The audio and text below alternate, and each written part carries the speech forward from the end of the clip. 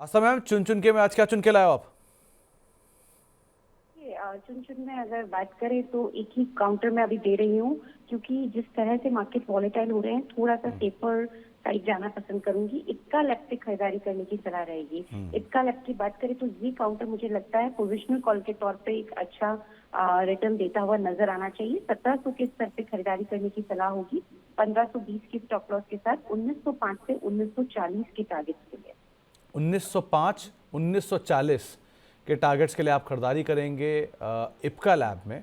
करीब करीब 1520 का एक स्टॉप लॉस यहाँ पे मेंटेन करेंगे। 1736 अभी का दाम देखने को मिल रहा है। तो अगर आप डिफेंसिव ढूंढ रहे हैं या इस बाजार की वोलेटिलिटी में कुछ ढूंढ रहे हैं तो एक इप्का लैब अच्छा लग रहा है। आस्था मैम को आप उसमें खरीदारी कर सकते हैं 1905 1940 के टारगेट्स के लिए। सुजुलॉन के ऊपर हर रोज़ की तरह एक बार फिर सवाल है योगेश जी का। 70 रुपये के दाम पर इनकी खरीदारी है और 2000 शेयर इनके पास हैं। करना क्या चाहिए मैम सुजुलॉन पे? होल्ड रखना है। मेरे को लगता है वापस से आराम से 70 के ऊपर की लेवल भी दिखाता हुआ ये नजर आएगा काउंटर। स्टॉप लॉस के तौर पे 53 का लेवल अच्छा लगता है।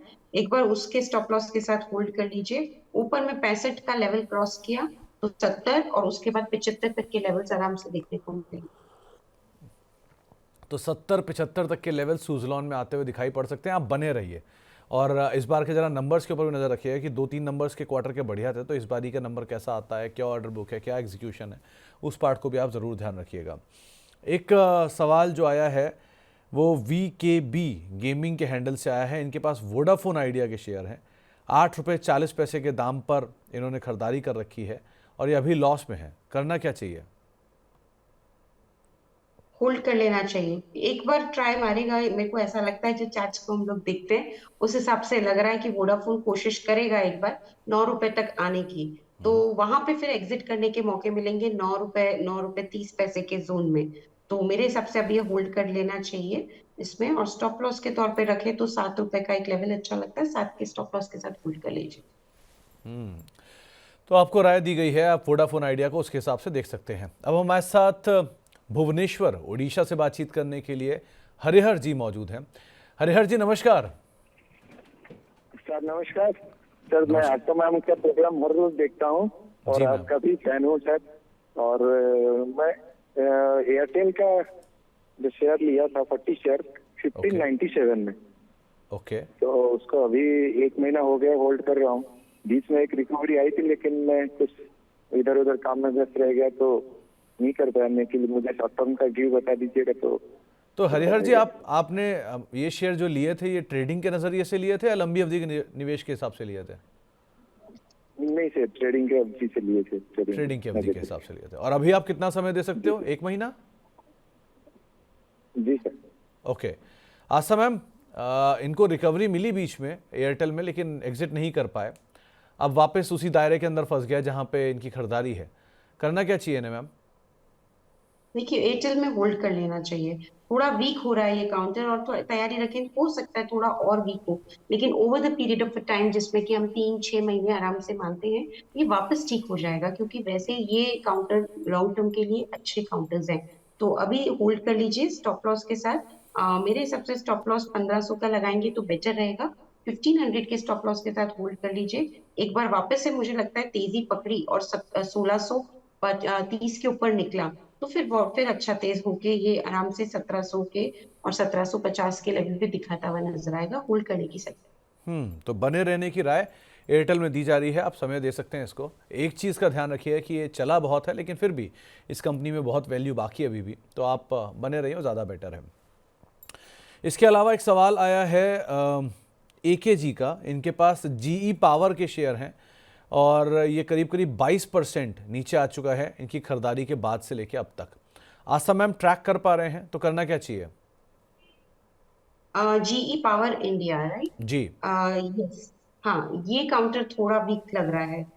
ये कोशिश करेगा थोड़ी और नीचे आने की। कहाँ तक जा सकता है? मेरे हिसाब से 320 का पहला लेवल है जिसको ये छूने की कोशिश कर सकता है। लेकिन एक बड़ा सपोर्ट भी है 320 से 305 के जोन में। तो ये मानते हुए कि अगर रिस्क ले सकते हैं और ये मानते हुए कि थोड़ा और गिरावट देखने को मिलेगी तो फिर होल्ड करने की सलाह रहेगी 304 के स्टॉप लॉस के साथ।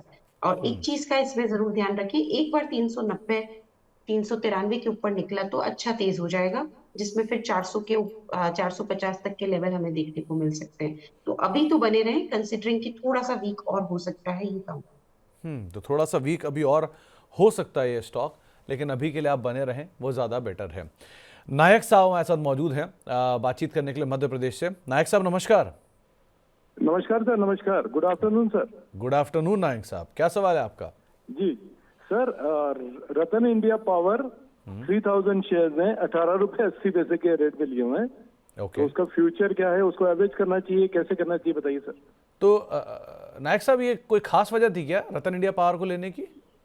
नहीं सर, उस समय काफी ज्यादा बढ़ रहा था वो, उस समय उसको जब लिया था। तो कोई मतलब ट्रिगर देखा आपने, कोई वजह देखी है क्योंकि शेयर चले जा रहे थे इसलिए ले लिया? हाँ जी, हाँ जी, हाँ जी, बिल्कुल बिल्कुल।